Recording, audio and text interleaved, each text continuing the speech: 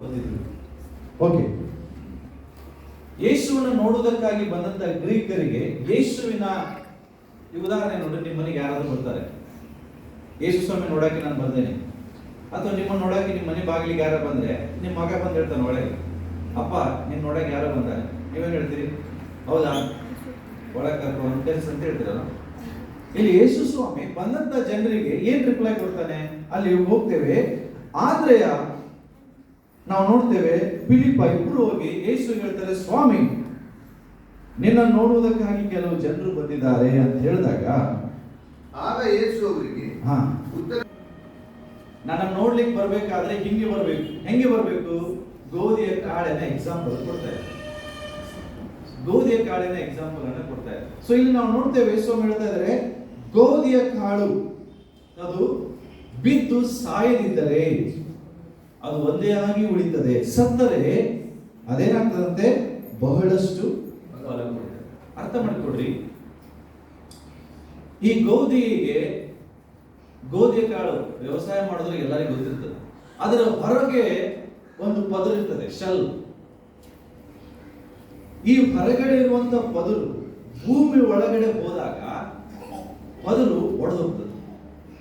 ಮೇಲೆ ಗೋಧಿಗೆ ಇರುವಂತ ಮೇಲಿನ ಪದರು ಶಲ್ ಅಂತ ಏನ್ ಕರಿತೇವೆ, ಅದೇನಾಗುತ್ತೆ? ಒಡಿತದೆ, ಓಪನ್ ಆಗ್ತದೆ. ಯಾವಾಗ ಅದು ಕ್ರ್ಯಾಕ್ ಆಗ್ತದೆ, ಓಪನ್ ಆಗ್ತದೆ, ಅದ್ರ ಒಳಗಡೆ ಇರುವ ಜೀವ ಹೊರಗಡೆ ಬರ್ತದೆ.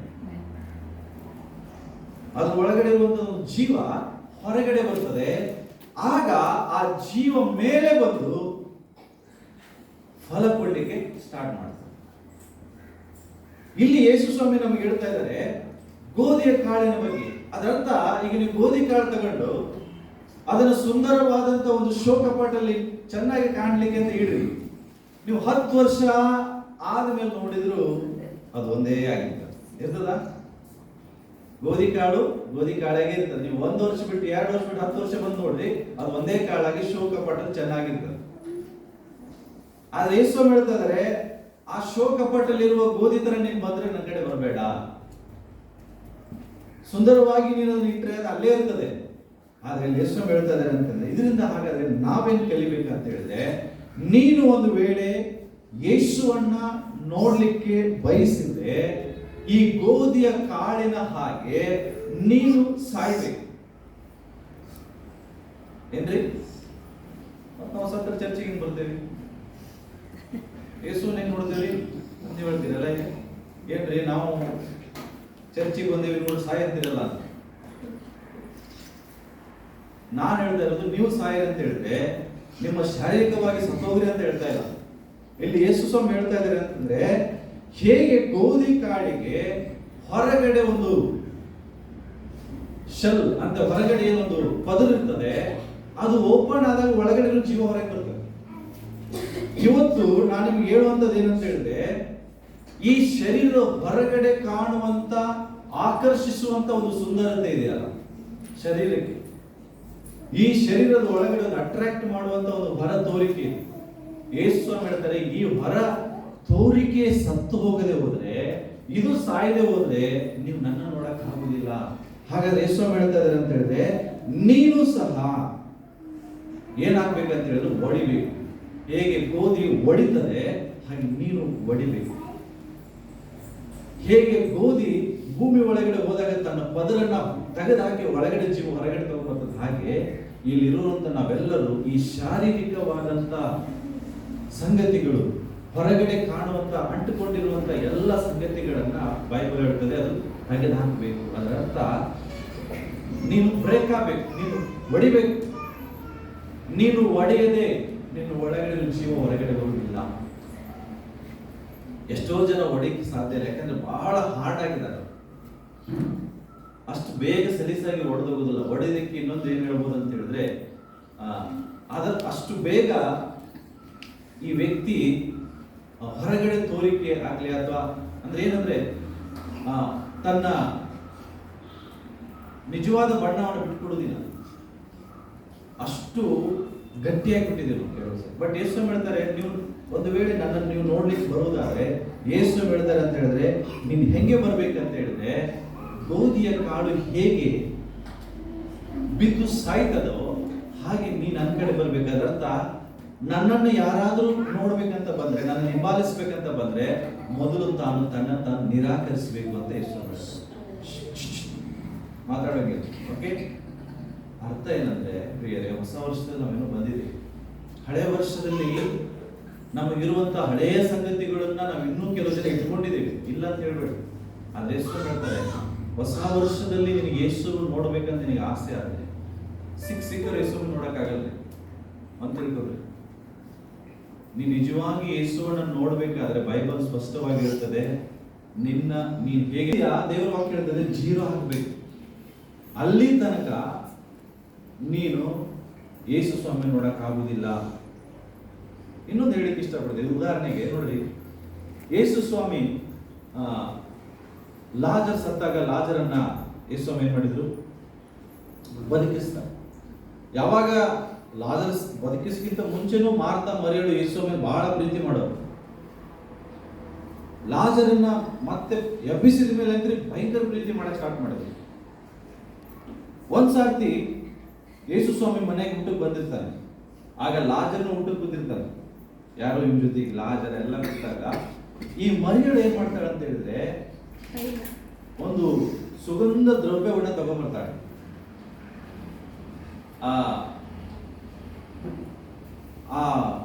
ಅದು ಆಕ್ಚುಲಿ ನಾವು ಒಂದು ಮೂವಿ ಇದೆ, ಫಿಲ್ಮ್ ಇದೆ. ಏನಂತ ಹೇಳಿದ್ರೆ ಮೇರಿ ಆಫ್ ಬೆಥೆನಿ ಅಂತ. ಮೇರಿ ಆಫ್ ಬೆಥೆನಿ ಅಂತ ಒಂದು ಫಿಲ್ಮ್ ಅಲ್ಲಿ ಅವಳು ಏನ್ ಮಾಡ್ತಾಳೆ, ಬೇತಾನದ ಮರಿಯಳು ಪಿಕ್ಚರ್ ಇದೆ. ಅವಳು ಸುಗಂಧ ದ್ರವ್ಯದ ಬಾಟಲ್ ತಗೊಂಡ್ಬರ್ತಾಳೆ. ಆ ಬಾಟಲ್ ತೆಗೆದಾದ ಮೇಲೆ ಅದನ್ನ ಆ ಫಿಲ್ಮ್ ಅಲ್ಲಿ ಹೊಡಿತಾಳೆ. ಬಾಟಲ್ ಓಪನ್ ಮಾಡೋದಿಲ್ಲ, ಮೇಲಿನ ಜಸ್ಟ್ ಓಪನ್ ಮಾಡಲ್ಲ, ಆ ಬಾಟಲ್ನ ಹೊಡಿತಾಳೆ. ಯಾವಾಗ ಅವಳು ಬಾಟಲ್ನ ಹೊಡಿತಾಳೋ ಇಡೀ ಮನೆ ಸುಗಂಧ ದ್ರವ್ಯದ ಪರಿಮಳದಿಂದ ತುಂಬ್ಕೊಂಡ್ಬಿಡ್ತದೆ. ಭಯಂಕರ ಫುಲ್ ಮನೆ ತುಂಬಾ ಸ್ಮೆಲ್ ಬರಕ್ ಸ್ಟಾರ್ಟ್ ಆಗುತ್ತೆ. ಆದ್ರೆ ಆ ಬಾಟಲ್ ಒಳಗಡೆ ಏನಿದೆ, ಅಷ್ಟು ಸುವಾಸನೆ ಭರಿತವಾದಂತ ತೈಲ ಇದೆ. ಈ ತೈಲವನ್ನು ತಗೊಂಡು ಏನ್ ಮಾಡ್ತಾ ಇದ್ರೆ ಯೇಸು ಸ್ವಾಮಿ ಪಾದಕ್ಕೆ ಹಾಕ್ತಾ ಇದ್ದಾಳೆ. ಎಲ್ಲ ಹಾಕ್ತಾ ಇದ್ದಾಳೆ? ಯೇಸು ಸ್ವಾಮಿ ಪಾದಕ್ಕೆ. ಅರ್ಥ ಮಾಡಿಕೊಳ್ಳ್ರಿ, ಬಾಟಲ್ ಒಳಗಡೆ ಏನಿದೆ ಅಲ್ವ? ಏನಿದೆ? ಸುಗಂಧ ಸುವಾಸನೆ ಭರಿತ ತೈಲ ಇದೆ. ಈ ಸುಗಂಧ ಸುವಾಸನೆ ಭರಿತ ತೈಲ ಯಾವಾಗ ಹೊರಗೆ ಬಂತು? ಯಾವಾಗ ಬಂದ್ರಿ ಹೊರಗೆ? ಯಾವಾಗ ಬಂದ್ರಿ? ನಿಮ್ಮ ಒಳಗಡೆ ಒಂದು ಸುಗಂಧ ತೈಲ ಇದೆ, ನಿನ್ನ ಒಳಗಡೆ ಒಂದು ಜೀವ ಇದೆ. ಸುಗಂಧ ವಾಸನೆ ಯೇಸುವಿಗೆ ಬೇಕಾಗಿದ್ದು ನಿನ್ನ ಒಳಗಡೆ ಇದೆ. ಹಾಗಾದ್ರೆ ನಿನ್ನ ಒಳಗಡೆ ಇರುವಂತಹ ಸಂಗತಿ ಅದು ಹೊರಗೆ ಬರ್ಬೇಕಾದ್ರೆ ಏನಾಗ್ಬೇಕು? ನೀನು ಏನಾಗ್ಬೇಕ್ರಿ? ಜೋರಾಗಿ ಹೇಳ್ತೀರಿ? ಜೋರಾಗಿ ಹೇಳ್ರಿ. ಪಕ್ಕದಲ್ಲಿ ಹೊಡೆದ್ರೆ ಹೇಳ್ರಿ. ನೀವೇನಾಗ್ಬೇಕು? ಒಡೆಯಲ್ಪಡಬೇಕು. ಇದು ಉದಾಹರಣೆ ನಿಮ್ಗೆ ಹೇಳಿದೆ. ನೀವು ಅರ್ಥ ಮಾಡ್ಕೋಬೇಕಂದ್ರೆ ಹಿಂಗೆ, ನಿನ್ನ ಒಳಗಡೆ ಇರುವಂತ ಯೇಸುವಿಗೆ ಬೇಕಾಗಿದ್ದು ಹೊರಗಡೆ ಇಲ್ಲ. ಹಲೋ, ನೀನು ಯೇಸು ಸ್ವಾಮಿ ನೋಡ್ಬೇಕಂದ್ರೆ ಯೇಸು ಸ್ವಾಮಿಗೆ ಇದು ಇಟ್ಕೊಂಡ್ಬಂದ್ರೆ ಒಳಗೆ ಕರ್ಕೊಳ್ಳೋದಿಲ್ಲ ನಿನ್ನ. ಹಾಗಾದ್ರೆ ಯೇಸುವಿಗೆ ಬೇಕಾಗಿದ್ದು ಎಲ್ಲಿದೆ? ಹೇಳಿ, ಎಲ್ಲರೂ ಹೇಳಿ. ನಿನ್ನ ಒಳಗಡೆ. ನಿಮ್ಮ ಒಳಗಡೆ ಇருந்து ಹೊರಗೆ ಬರ್ಬೇಕಾದ್ರೆ ನೀನು ಆ ಬಾಟಲ್ ತರ ಏನಾಗ್ಬೇಕು? ಆ ಬಾಟಲ್ ತರ ಏನಾಗ್ಬೇಕು? ಡಮಾರಂತ ಹೊಡಿಬೇಕು ಮೇಲಿಂದ. ಯಾವಾಗ ಹೊಡಿತಿ ಆಗ ನಿನ್ನ ಒಳಗಡೆ ಇರುವಂತ ಸುಗಂಧದ್ದು ಹೊರಗಡೆ ಬರ್ತದೆ. ಸೇಮ್ ಗೋಧಿ ಕಾಳು. ಗೋಧಿ ಕಾಳು ಒಳಗಡೆ ಏನಿದೆ? ಒಳಗಡೆ ಜೀವ ಇದೆ. ಆ ಒಳಗಡೆ ಇರುವ ಜೀವ ಹೊರಗೆ ಬರಬೇಕಾದ್ರೆ ಏನಾಗ್ಬೇಕಾಯ್ತು? ಗೋಧಿ ಒಡಿಬೇಕಾಯ್ತು. ಮೇಲಿರುವಂತ ಹೊದಿಕೆ ಒಡಿಬೇಕಾಯ್ತು. ಒಡೆದಾಗ ಒಳಗಡೆ ಇರುವ ಜೀವ ಹೊರಗಡೆ ಬಂದು ಆಗ ಅದು ಫಲ ಕೊಡ್ಲಿಕ್ಕೆ ಸ್ಟಾರ್ಟ್ ಆಯ್ತು. ಇಲ್ಲಿ ಯೇಸು ಸ್ವಾಮಿ ನಮಗೆ ಹೇಳ್ತಾ ಇರೋದು ಇದೇ ಉದಾಹರಣೆ. ಏನಂತ ಹೇಳಿದ್ರೆ, ಗೋಧಿ ಕಾಳಿನ ಎಕ್ಸಾಂಪಲ್ ಕೊಡ್ತಾರೆ. ಅರ್ಥ ಮಾಡಿಕೊಳ್ಳಿ. ಯೇಸು ಸ್ವಾಮಿ ನಮ್ಮನ್ನು ಯಾಕೆ ಕರೆದಿದ್ದಾರೆ ಗೊತ್ತಾ? ಬರೇ ನೀನ್ ಆಶೀರ್ವಾದ ಹೊಂದಬೇಕಂತಲ್ಲ. ಗೋಧಿ ಕಾಳು ಆಶೀರ್ವಾದ ಆಗಿ ಬಂದದಲ್ಲ ಅದುವರೆಗೆ ಗೋಧಿ. ಹಲೋ,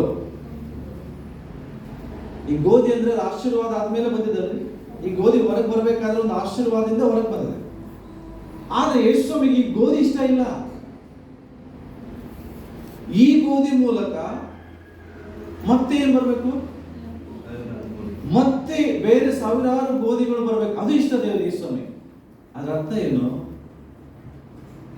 ನೀನೊಂದು ಆಶೀರ್ವಾದವಾಗಿ ಇವತ್ತು ಯೇಸುಸ್ವಾಮಿ ನಂಬ್ಕೊಂಡಿದ್ದಿ. ಆದ್ರೆ ಯೇಸುಸ್ವಾಮಿ ಬರೀ ನೀನು ಆಶೀರ್ವದಿಸಲ್ಪಟ್ಟ ಮೇಲೆ ನಿನ್ನನ್ನು ಅಷ್ಟೇ ಇಷ್ಟಪಡೋದಿಲ್ಲ ಯೇಸುಸ್ವಾಮಿ. ನೀನು ಫಲಭರಿತನಾಗಬೇಕು. ಏನಾಗ್ಬೇಕ್ರಿ? ನಾನು ಒಂದು ಹೇಳ್ತೇನೆ, ನಿನ್ನ ವಿಷಯದಲ್ಲಿ, ಇಲ್ಲಿರುವಂತ ಪ್ರತಿಯೊಬ್ಬರ ವಿಷಯದಲ್ಲಿ ದೇವರು ಒಂದು ದೊಡ್ಡ ಯೋಜನೆ ಹಾಕಿದ್ದಾರೆ. ಏನ್ ಹಾಕಿದ್ದಾರೆ? ಪಕ್ಕದಲ್ಲಿ ಹೇಳ್ತೀರಿ, ನಿನ್ನ ವಿಷಯದಲ್ಲಿ ದೇವರು ದೊಡ್ಡ ಯೋಜನೆಯನ್ನ ಇಟ್ಟಿದ್ದಾರೆ. ನಿಮ್ಮ ವಿಷಯದಲ್ಲಿ ದೇವರು ಸಾಮಾನ್ಯವಾದ ಯೋಜನೆ ಇಟ್ಟಿಲ್ರಿ ಪ್ರಿಯರೇ. ದೇವರು ನಿಮ್ಮ ವಿಷಯದಲ್ಲಿ ಏನಿಟ್ಟಿದ್ದಾರೆ ಅದು ದೊಡ್ಡದಾದ ಯೋಜನೆ ಇಟ್ಟಿದ್ದಾರೆ. ಆದ್ರೆ ಆ ಯೋಜನೆ ನೆರವೇರಬೇಕಾದ್ರೆ ನೀನು ಒಡಿಬೇಕು. ನೀನು ಒಡೆಯದೆ ದೇವರು ಆ ಯೋಜನೆ ನೆರವೇರಿಸಲಿಕ್ಕೆ ಆಗುವುದಿಲ್ಲ. ಅದರ ಅರ್ಥ ಅಂದ್ರೆ ನೀನು ಒಡೆದ್ರೆ ಯೇಸು ಸ್ವಾಮಿಗೆ ಹೆಂಗ್ ಬೇಕಾಗಿ ಯೂಸ್ ಮಾಡ್ಬೋದು ನಿನ್ನನ್ನು. ನೀನು ಒಡೆಯದೆ ಹೋದ್ರೆ ನಿನ್ನ ಯೇಸು ಸ್ವಾಮಿ ಉಪಯೋಗಿಸಕ್ ಆಗುದಿಲ್ಲ. ನೀವು ಅರ್ಥ ಮಾಡ್ಕೊಡ್ರಿ. ನೀವು ಅನ್ಕೊಂಡಿದ್ದೀರಿ ಯೇಸು ಸ್ವಾಮಿ ನನಗವನು, ಅದನ್ನ ಕಂಡುಕೊಳ್ಳುವವನು, ಇಹಲೋಕದಲ್ಲಿ ತನ್ನ ಪ್ರಾಣವನ್ನು ಹೊಗೆ ಮಾಡುವವನು, ನಿತ್ಯ ಜೀವಕ್ಕಾಗಿ ಅದನ್ನು ಕಾಪಾಡಿಕೊಳ್ಳುವನು. ನಿತ್ಯ ಜೀವಕ್ಕಾಗಿ ಅದನ್ನು ಕಾಪಾಡಿಕೊಳ್ಳುವ. ಮುಂದೆ ಹೋದ್ರಿ, ಯಾವನಾದರೂ ನನ್ನ ಸೇವೆಯನ್ನು ಮಾಡುವನಾದ್ರೆ, ಯಾವನಾದರೂ ನನ್ನ ಸೇವೆಯನ್ನು ಮಾಡುವನಾದ್ರೆ ನನ್ನ ಹಿಂದೆ ಬರಲಿ, ನನ್ನ ಹಿಂದೆ ಬರಲಿ. ಮತ್ತು ಎಲ್ಲಿ ನಾನು ಇರುತ್ತೇನೋ, ನಾನು ಎಲ್ಲಿರ್ತೇನೋ ಅಲ್ಲಿ ನನ್ನ ಸೇವಕನು ಸಹ ಇರ್ತಾನೆ.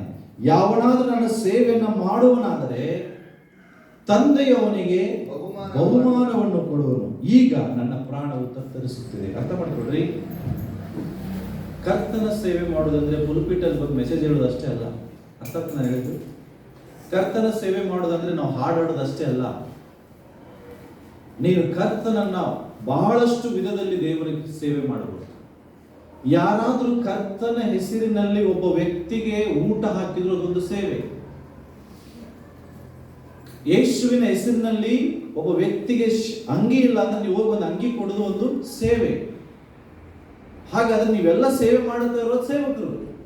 ಆದ್ರೆ ಯೇಸು ಹೇಳ್ತಾರೆ, ನೀ ನನ್ನನ್ನು ಸೇವೆ ಮಾಡ್ಬೇಕಾದ್ರೆ ಮೊದಲು ಸಾಯಬೇಕು. ನೀನು ಸಾಯದೆ ನೀನು ನನ್ನ ಸೇವೆ ಮಾಡಕ್ ಆಗುದಿಲ್ಲ. ಹಾಗಾದ್ರೆ ಎಷ್ಟು ಜನ ಲೋಕದ ಪಾಲಿಗೆ ಸತ್ತಿದ್ದೀವಿ? ಇನ್ನೂ ಸತ್ತಿಲ್ಲ. ಹೊಸ ವರ್ಷ ಬಂತು, ಇನ್ನೂ ನಾವು ಸಾಯಕ್ಕಾಗ್ತಿಲ್ಲ.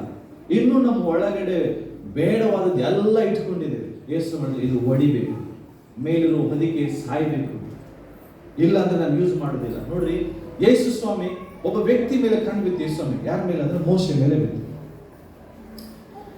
ಮೋಶೆ ಬಗ್ಗೆ ದೇವರೊಂದು ಯೋಜನೆ ಹಾಕಿಬಿಟ್ಟ. ಏನು? ಈ ವ್ಯಕ್ತಿ ಸರಿಯಾದದ್ದು. ಎದಕ್ಕೆ? ನನ್ನ ಜನರನ್ನ ಬಿಡಿಸ್ಕೊಂಡು ಹೋಗುವುದಕ್ಕಾಗಿ, ಜನರನ್ನ ಕಾನಾನ್ ದೇಶಕ್ಕೆ ನಡೆಸಿಕೊಂಡು ಹೋಗುವುದಕ್ಕಾಗಿ ಈ ವ್ಯಕ್ತಿ ಸರಿಯಾದ ವ್ಯಕ್ತಿ ಅಂತ ಯೇಸು ಸ್ವಾಮಿ ಏನ್ ಮಾಡಿದ್ರು? ಅವನ ಆರಿಸ್ಕೊಂಡ್ರು, ಅವನ ಮೇಲೆ ಒಳ್ಳೆ ಯೋಜನೆ ಹಾಕಿದ್ರು. ಆದ್ರೆ ಯೇಸು ಸ್ವಾಮಿ ಅವನು ಉಪಯೋಗಿಸಕ್ ಆಗ್ತಾ ಇಲ್ಲ. ಈಗ ಏನಾಗ್ತಾ ಇಲ್ಲ ಹೇಳ್ರಿ ಎಲ್ಲರೂ? ಆತನ ಉಪಯೋಗಿಸ್ಲಿಕ್ಕೆ ಆಗ್ತಾ ಇಲ್ಲ. ಯಾಕೆ ಉಪಯೋಗಿಸ್ಲಿಕ್ಕೆ ಆಗ್ತಿಲ್ಲ? ಯಾಕೆಂದ್ರೆ ಅವನು ಐಗುಪ್ತ ದೇಶದ ಅರಮನೆಯಲ್ಲಿದ್ದಾನೆ. ಅವನನ್ನು ಉಪಯೋಗಿಸುವುದು ಅಷ್ಟು ಸಲೀಸಲ್ಲ. ಆದ್ರೆ ಯೇಸು ಸ್ವಾಮಿ ಅವನನ್ನೇ ಯೂಸ್ ಮಾಡ್ಬೇಕಂತಿದ್ದಾನೆ. ದೇವರು ಮೋಶೆನ ಉಪಯೋಗಿಸ್ಬೇಕು ನಾನು ಅಂತಿದ್ದಾರೆ. ಹಾಗಾದ್ರೆ ಮೋಶನ ಉಪಯೋಗಿಸ್ಬೇಕಾದ್ರೆ ಮೊದಲು ನಾನು ಮೋಶನ ಸಾಯಿಸಬೇಕು. ಏನ್ ಮಾಡ್ಬೇಕು? ಮೋಶೆ ಎಲ್ಲಿದ್ದಾನೆ? ಆರಾಮಾಗಿ ರಾಜರು ಊಟ ಮಾಡ್ತೆ, ಮುಂದಿನ ಪರ್ವನ ಕನಸು ಕಾಣ್ತೆ. ಎಲ್ಲಿದ್ದಾನೆ? ಐಗುಪ್ತ ದೇಶದ ಅರಮನೆ ಎಲ್ಲಿದ್ದಾನೆ. ಆದ್ರೂ ಅವನಿಗೆ ತನ್ನ ಜನರ ಮೇಲೆ ಭಾರ ದೇವರು ಕೊಟ್ಟಿದ್ದಾನೆ. ಆದ್ರೆ ಯೇಸು ಹೇಳ್ತಾರೆ, ಈ ಮೋಶೆಯಿಂದ ನಾನು ಜನರನ್ನು ಬಿಡಿಸಕ್ಕಾಗುವುದಿಲ್ಲ, ಈ ಮೋಶೆಯಿಂದ ಜನರನ್ನು ಬಿಡಿಸಕ್ಕೆ ಆಗುವುದಿಲ್ಲ. ಹಾಗಾಗಿ ಮೋಶೆಯನ್ನ ನಾನು ಮುರಿಬೇಕು. ಏನ್ ಮಾಡಬೇಕು?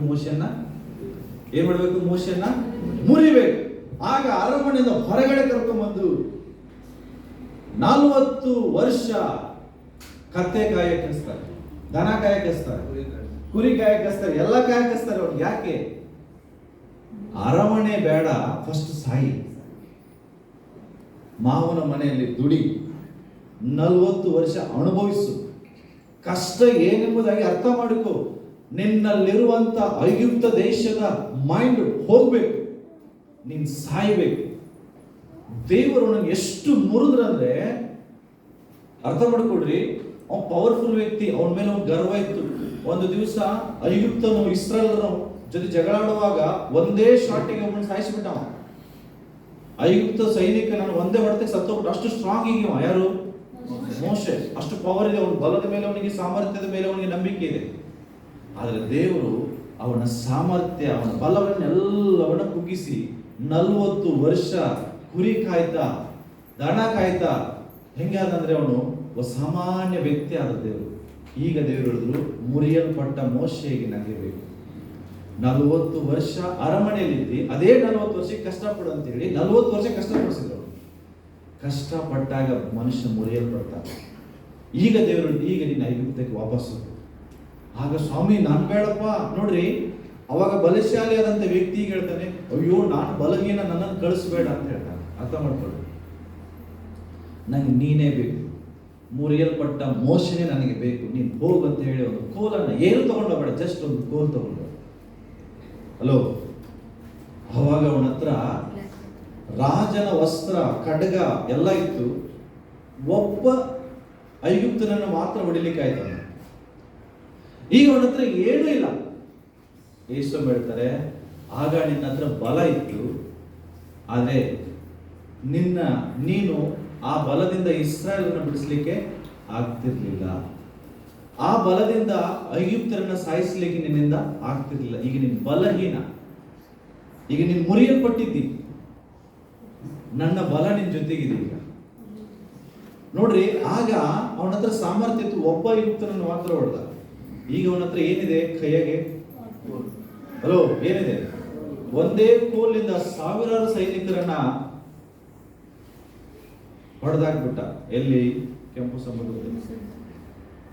ಒಂದೇ ಕೋಲ್. ಈಗ ಹಾಗಾದ್ರೆ ದೇವರು ಮೋಶೆಯನ್ನ ಉಪಯೋಗಿಸ್ಬೇಕಾದ್ರೆ ಮೊದಲು ಅವನನ್ನು ಏನ್ ಮಾಡ್ಬೇಕಾಯ್ತು? ಹಲೋ, ಅವನನ್ನ ಮುರಿಬೇಕಾಯ್ತ್ರಿ. ನಾನು ಮುಂದೆ ಹೇಳ್ತೀನಿ, ನೀನು ಮುರಿಯಲ್ಪಡದೆ ಹೋದ್ರೆ ದೇವರು ನಿನ್ನ ಉಪಯೋಗಿಸಕ್ ಆಗುದಿಲ್ಲ. ನಿನ್ನ ಮೇಲಿಟ್ಟಂತ ದೇವರ ಒಂದು ಯೋಜನೆ ಅದು ಕೂಡ ನೆರವೇರುವುದಿಲ್ಲ. ಕಿಂಗ್, ಅರಸನಾದಂತ ಸೌಲ ದೇವರಿಗೆ ಅವಿಧೇಯನಾಗಿ ಬಿಡ್ತಾನೆ. ದೇವರಿಗೆ ಅವಿಧೇಯನಾಗಿ ದೇವರನ್ನ ಆರಿಸಿಕೊಂಡ ಮೇಲೆ ಅವನನ್ನು ಕಿತ್ತಾಕ್ಬಿಡ್ತಾರೆ. ಒಂದು ವಾಕ್ಯ ಓದಿಕೊಳ್ಳೋಣ ಬೇಗನೆ. 1 ಸಮುವೇಲ ಪುಸ್ತಕ ತೆಗೆದಿ.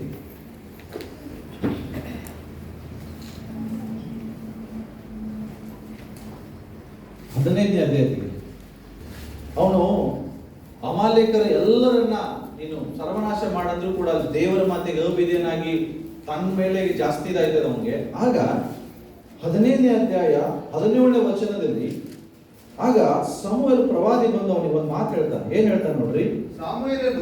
ಸಮುವೇಲನು ನೀನು ನಿನ್ನ ದೃಷ್ಟಿಯಲ್ಲಿ ಅಲ್ಪನಾಗಿದ್ದರು, ಯೆಹೋವನು ನಿನಗೆ ಇಸ್ರಾಯೇಲರಲ್ಲಿ ರಾಜ್ಯಾಭಿಷೇಕ ಮಾಡಿದ್ದರಿಂದ ನೀನು ಎಲ್ಲಾ ಕುಲಗಳಿಗೆ ಶಿರಸ್ಸಾದಿ. ಎಸ್, ಸಾಕು. ಇಂಗ್ಲಿಷ್ ಅಲ್ಲಿ ಬಹಳ ಚೆನ್ನಾಗಿ ಬರೆಯಲ್ಪಟ್ಟು ನಾನು ಓದ್ತೇನೆ. When you are little in your eyes, God made you head and anointed king ಅಂತ. ಅಂದ್ರೆ ನಂಗೆ ಲಕ್ಷ್ಯ ಕೊಡ್ರಿ, ಯಾವಾಗ ನೀನು ನಿನ್ನ ದೃಷ್ಟಿಯಲ್ಲಿ ಚಿಕ್ಕ ಮಗುವಾಗಿದೆಯೋ ಆಗ ದೇವರು ನಿನ್ನ ಅಭಿಷೇಕ ಮಾಡ್ದ. ಅರ್ಥ ಆಗ್ತದೆ ನಾನು ಹೇಳಿದ್ರು? ಅಲೋ, ಏನ್ ಹೇಳ್ತಾ ಇದ್ದೇನೆ? ಯಾವಾಗ ನೀನು ನಿನ್ನ ದೃಷ್ಟಿಯಲ್ಲಿ ಚಿಕ್ಕ ಮಗುವಾಗಿದ್ದಿ ಆವಾಗ ದೇವರು ನಿನ್ನನ್ನು ಅಭಿಷೇಕ ಮಾಡ್ದ, ಆವಾಗಲೇ ದೇವರು ನಿನ್ನನ್ನು ಅರಸನಾಗಿ ನೇಮಿಸಿದ. ಆದ್ರೆ ಈಗ ನಿನ್ನ ಮಗು ಇಲ್ಲ. ಅರ್ಥ ಆಗ್ತದೆ? ಈಗ ನೀನೇನಾಗಿದ್ದಿ? ದೊಡ್ಡ ಮನುಷ್ಯ ಆಗಿಬಿಟ್ಟಿದ್ದಿ. ಈಗ ನೀನು ಜ್ಞಾನವಂತನಾಗಿದ್ದಿ, ಈಗ ನೀನು ತಿಳುವಳಿಕೆವಂತನಾಗಿದ್ದಿ, ನೀನೇ ಎಲ್ಲವನ್ನ ಮಾಡಕ್ ರೆಡಿ ಆಗಿದ್ದಿ. ಅದಕ್ಕಾಗಿ ದೇವರಿಗೆ ನಿನ್ನನ್ನು ಏನ್ ಮಾಡಿದ್ರು?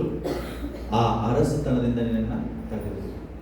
ಇದು ಬಹಳ ಬಹಳ ಪ್ರಾಮುಖ್ಯವಾದಂತ ಒಂದು ಸೆಂಟೆನ್ಸ್. ಏನ್ ಗೊತ್ತಾ? ನನಗೆ ಹೇಳಿ, ನಿಮ್ಮ ದೃಷ್ಟಿಯಲ್ಲಿ ನೀವು ಇನ್ನೂ ಚಿಕ್ಕ ಮಗುವಾಗಿದ್ದೀರಾ? ನಿನ್ನ ದೃಷ್ಟಿಯಲ್ಲಿ, ನಿಮ್ಮ ದೃಷ್ಟಿಯಲ್ಲಿ ನೀವು ಯಾರಾಗಿದ್ದೀರಿ? ನಾನು ಹೇಳ್ದಂಗೆ ನೀವು ಕೇಳಬೇಕು. ನನ್ನ ದೃಷ್ಟಿಯಲ್ಲಿ ನಾನು ಮಾತಾಡ್ತೀನಿ. ನನಗೆ ಗೊತ್ತಿದೆ ನಿಮ್ಮ ದೃಷ್ಟಿಯಲ್ಲಿ ನೀವು ಯಾರಾಗಿದ್ರಿ. ನೀವು ಹೇಳದೇ ಇದ್ರು ನಮ್ಗೆ ಅರ್ಥ ಆಗ್ತದೆ. ಯಾಕೆ ಇಷ್ಟು ವರ್ಷ ಅನುಭವ ಆಗ್ಬಿಟ್ಟಿದ್ದಲ್ಲ ನಿಮ್ಮ ಜೊತೆ ಇದ್ದು. ನಿಮ್ಮ ಜೊತೆ ಇದ್ದಿದ್ದ ಅನುಭವ ಆದಾಗ ನಿಮ್ಮ ದೃಷ್ಟಿಯಲ್ಲಿ ನೀವು ಸಣ್ಣವರಾದಿರೋ ಅಥವಾ ದೊಡ್ಡವರಾದಿರೋ ನಮ್ಗೆ ಗೊತ್ತಾಗುತ್ತೆ. ಯಾಕೆಂದ್ರೆ ನಿಮ್ಗೆ ಯಾರಾದರೂ ಬೈದಾಗ, ನಿಮ್ಗೆ ಯಾರಾದರೂ ನೋವುಂಟು ಮಾಡಿದಾಗ ನಿಮ್ಮ ದೃಷ್ಟಿಯಲ್ಲಿ ನೀವು ಯಾರಾಗಿದ್ದೀರಿ ಅಂತ ನಮ್ಗೆ ಗೊತ್ತಾಗುತ್ತೆ. ನಿಮ್ಮ ದೃಷ್ಟಿಯಲ್ಲಿ ನಿನ್ನೆ ಸಂದೇಶ ನಾನು ಕೊಡ್ತಾ ಇದ್ದೆ, ಚಿಕ್ಕ ಮಗುವಿನ ಎಕ್ಸಾಂಪಲ್. ಯೇಸು ಸ್ವಾಮಿ ಹೇಳ್ತಾರೆ, ಯಾರು ಪರಲೋಕಕ್ಕೆ ಹೋಗ್ತಾರೆ ಸ್ವಾಮಿ? ಯೇಸು ಸ್ವಾಮಿ ಹೇಳ್ತಾರೆ, ಚಿಕ್ಕ ಮಗುವನ್ನು ಕರೀತಾರೆ. ಆಕ್ಚುಲಿ ಚಿಕ್ಕ ಮಕ್ಕಳು ಅಂತ ಇದೆ, ಬಟ್ ಇಂಗ್ಲಿಷ್ ಹೇಳ್ತಾರೆ when you become like a little baby. ಚಿಕ್ಕ ಮಗುವಿನಂತೆ ನೀವು ಆಗದೆ ಹೋದರೆ ಪರಲೋಕ ರಾಜ್ಯಕ್ಕೆ ಸೇರುವುದಿಲ್ಲ. ಈಗ ಇಲ್ಲಿ ಚಿಕ್ಕ ಮಗು ಯಾರಿದ್ದಾರೆ? ಯಾರು ಚಿಕ್ಕ ಮಗು ಆಗಬೇಕು? ಈ ಪ್ರಿನ್ಸಿಪಲ್ ಅವ್ರ ಅಪ್ಪಗೆ ಹೇಳ್ತಾನ ಹಾಗಾದ್ರೆ ಅವ್ನು ಚಿಕ್ಕ ಮಗು ಅಲ್ಲ, ಇನ್ನ ಚಿಕ್ಕ ಮಕ್ಕಳಾಗಿದೆ. ಮಕ್ಕಳು ಮಗು ಆಗಿದೆ. ಇವತ್ತು ಹೆಸರು ಇಲ್ಲಿ ಕರ್ಕೊಂಡ್ ಬಂದಿರಲ್ಲ, ಇವನ್ ತಮ್ಮ. ಅವ ಯಾರು? ಅವ ಚಿಕ್ಕ ಮಗು. ಈಗ ಅರ್ಥ ಮಾಡ್ಕೊಳ್ರಿ, ಚಿಕ್ಕ ಮಗು ಅಲ್ಲಿದೆ, ನೀವು ಅದಕ್ಕೆ ಹೋಗಿ ಚೂಟ್ರಿ. ಅದೇನ್ ಮಾಡ್ತದೆ? ಚೂಟ್ರಿ ಏನ್ ಮಾಡ್ತದೆ? ಆಳ್ತದೆ. ಅದು ಸುಮ್ಮನೆ ಆಗ್ತದೆ. ಆಮೇಲೆ ಮತ್ತೆ ಹೋಗಿ ಅದಕ್ಕೆ ನೀವು ಕರೀರಿ, ನಗತೆ ನಿಮ್ ಕಡೆ ಬರ್ತದಿಲ್ಲ. ಸಿಮೋನ್ ಚೂಟಿದ ನಾಯಕ ಹೋಗ್ಲಿ ಅಂತದ ಅಂತದ ಹೇಳಿ ಹಂಗಂತ ಯಾವ ಮಗು ಅಂತಂದ್ರೆ, ನೀವು ಮಗುವನ್ನು ಚೂಟಿದ್ರು ಅದೇ ಮಗುವಿಗೆ ನೀವು ಮತ್ತೆ ಹೋಗಿ ಸ್ಮೈಲ್ ಮಾಡಿದ್ರೆ ನಿಮ್ಮನ್ನು ನಗ್ತದೆ. ಯಾಕೆ? ಆ ಮಗುವಿನಲ್ಲಿ ಏನಿಲ್ಲ, ಕಪಟ ಇಲ್ಲ. ನನಗೆ ಹರ್ಟ್ ಮಾಡಿದಾನೆ ಅವನು, ನನಗೆ ನೋವು ಮಾಡಿದಾನೆ ಅವನು ಅಂತ ಗೊತ್ತಿದ್ದೇ ಇಲ್ಲ. ಯೇಸು ಮಾಡ್ತಾರೆ, ಆ ಮಗು ನೀವು ಆಗಿದ್ದೀರಾ? ಯೇಸು ಹೇಳಿದ್ರು, ಈ ಮಗು. ಆ ಮಗು ನೀವು ಚೂಟಿ ನೋವು ಮಾಡಿ ಹರ್ಟ್ ಮಾಡಿದ್ರು ಅದು ಅಳ್ತದೆ. ಆಮೇಲೆ ನೀವೇ ಹೋದ್ರೆ ಮತ್ತೆ ನಿಮ್ಮನ್ನು ನೋಡಿ ನಗ್ತದೆ. ಯೇಸು ಮಾಡ್ತಾ ಇದ್ರೆ, ಈ ಮಗುವಿನಂತೆ ನೀವು ಇದ್ದೀರಾ? ನಾವೇನ್ ಮಾಡ್ತೇವೆ? ಹರ್ಟ್ ಮಾಡಿದ್ರೆ ಸಾಯೋ ತನಕ ಮರಿತೀರ. ಅವ್ನ ಮುಖ ಅವ್ರ ಮುಂದೆ ಬಂದ್ರೆ ಬರೀ ಅದೇ ಕಾಣ್ತದೆ, ನನಗೆ ಇಂಥದ್ದು ಮಾಡಿದ, ಅಂಥದ್ದು ಮಾಡಿದ್ರು, ಇದು ಮಾಡಿದ್ರು.